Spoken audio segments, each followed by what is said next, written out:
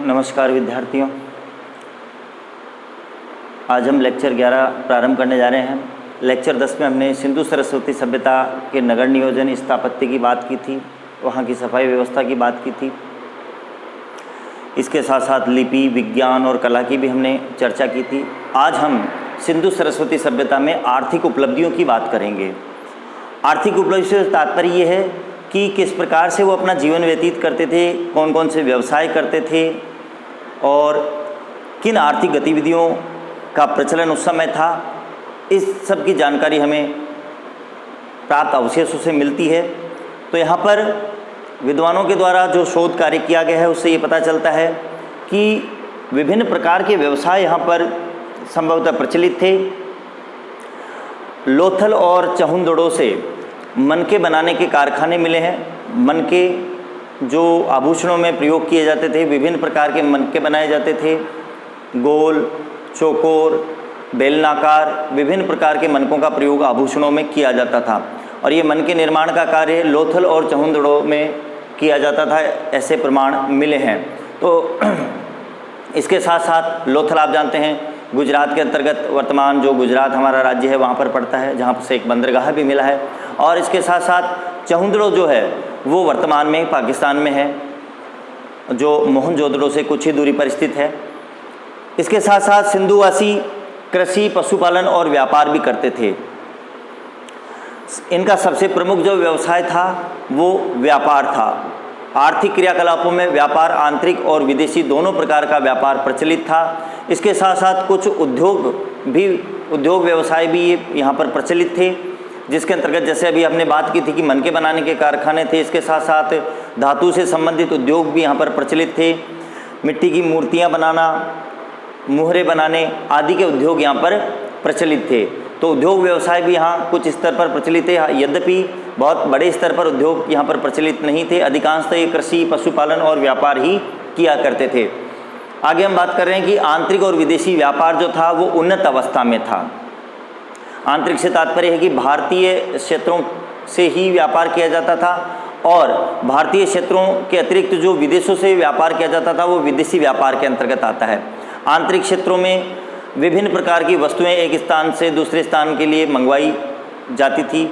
जैसे आंतरिक व्यापार के अंतर्गत जो तांबा है ये सिंधुवासी राजस्थान के गणेश्वर नामक स्थल से मंगाते थे, जो सीकर के अंतर्गत पड़ता है। अब वर्तमान में भी आप जानते हैं कि तांबे की जो प्रमुख खान है वो खेतरी, झुंझुनू के अंतर्गत राजस्थान में ही है। तो गणेश्वर से ये तांबे का आयात करते थे।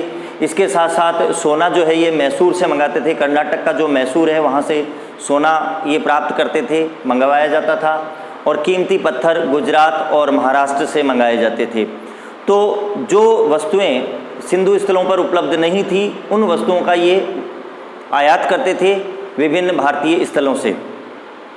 इसके अलावा जब ये आंतरिक व्यापार के अंतर्गत आ गया, राजस्थान, कर्नाटक का मैसूर, महाराष्ट्र, गुजरात, ये सभी भारतीय सीमाओं में स्थित है, इसलिए ये आंतरिक व्यापार के अंतर्गत आते हैं जहाँ से ये वस्तुएं मंगाई जाती थी। और इसके साथ साथ विदेशी व्यापार भी उन्नत अवस्था में था।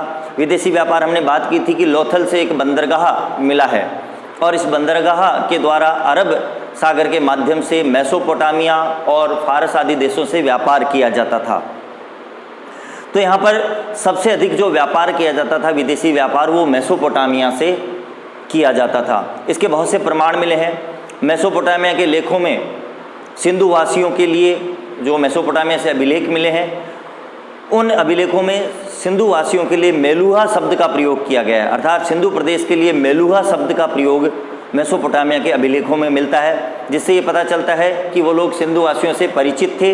इसके साथ साथ बहुत सारी सिंधु मोहरों पर नावों के चित्र, मेसोपोटामिया की मोहरों पर या अभिलेखों में नाव आदि के चित्र, सिंधुवासियों के लिए मेलुहा शब्द का प्रयोग, सिंडन शब्द का प्रयोग आदि जो प्रमाण मिले हैं उससे ऐसा प्रतीत होता है कि मेसोपोटामिया के साथ सिंधुवासियों का जो व्यापार था वो उन्नत अवस्था में था और अधिकांश व्यापार, विदेशी व्यापार मेसोपोटामिया से ही किया जाता था।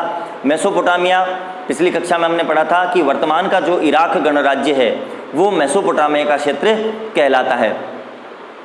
इसके साथ साथ मेसोपोटामिया से सिंधुवासियों की 24 मोहरें भी मिली है। सिंधु प्रदेश के अंतर्गत जो मोहरें प्रचलित थी, ऐसी 24 मोहरें मेसोपोटामिया के क्षेत्रों से मिली है। इससे तात्पर्य व्यापार वाणिज्य की उन्नत अवस्था होना प्रतीत होता है। इसके साथ साथ लोथल जो है, लोथल से बटन के आकार की फारस की एक मोहर मिली है और इसके साथ साथ बटन के आकार की एक मोहर मिली है जो गोलाकार आकृति में है। जैसा बटन होता है शर्ट का बटन, आप मान लीजिए ऐसा, इस प्रकार की एक छोटी गोल मोहर मिली है जो लोथल से मिली है, जो मेसोपोटामिया में प्रचलित थी।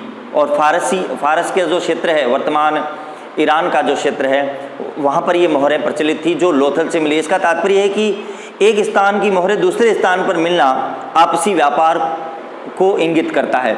तो हम कह सकते हैं कि विभिन्न प्रकार के जो साक्ष्य मिले हैं मेसोपोटामिया से, इसके साथ साथ फारस से और सिंधु स्थलों से, विभिन्न प्रकार की जो मेसोपोटामिया और फारस की जो वस्तुएं और मोहरें आदि मिली हैं, उनसे इस बात को प्रमाणित किया जा सकता है कि मेसोपोटामिया और फारस के साथ सिंधु वासियों के व्यापारिक संबंध थे।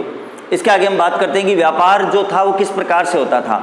तो देखिए, उस समय मुद्रा का प्रचलन तो नहीं हुआ था, इसलिए व्यापार जो है वो वस्तु विनिमय के माध्यम से किया जाता था, अर्थात वस्तु के बदले वस्तु ली और दी जाती थी।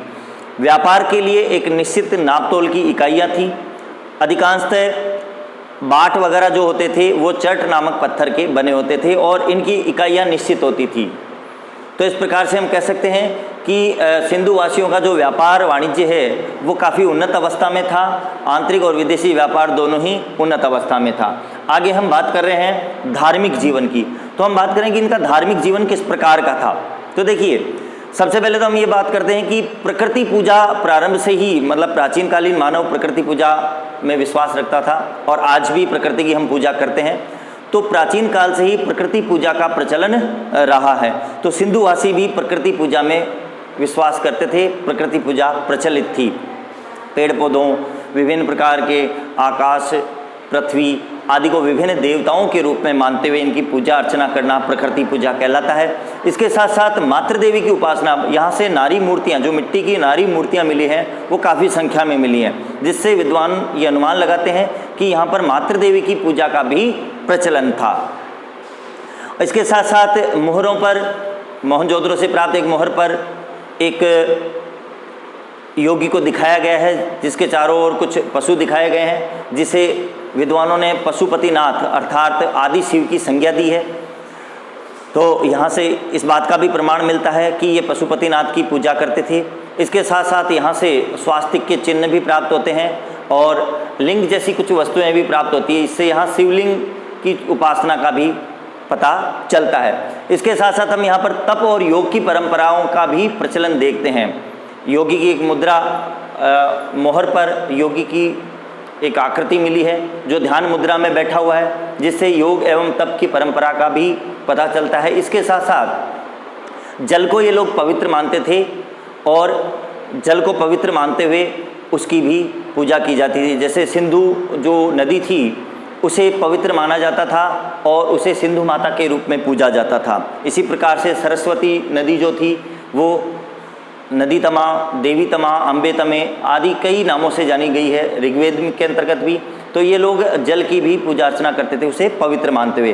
तो यहाँ पर बहुत सारी चीज़ें हमको देखने को मिलती है। इसके साथ साथ बहुत सारे सिंधु स्थलों से ऐसे मोहरें या ऐसे कुछ प्रतीक चिन्ह या अवशेष प्राप्त होते हैं जिनसे ये पता चलता है कि यहाँ पर तप की परंपरा और योग साधना पद्धति में भी ये लोग विश्वास रखते थे।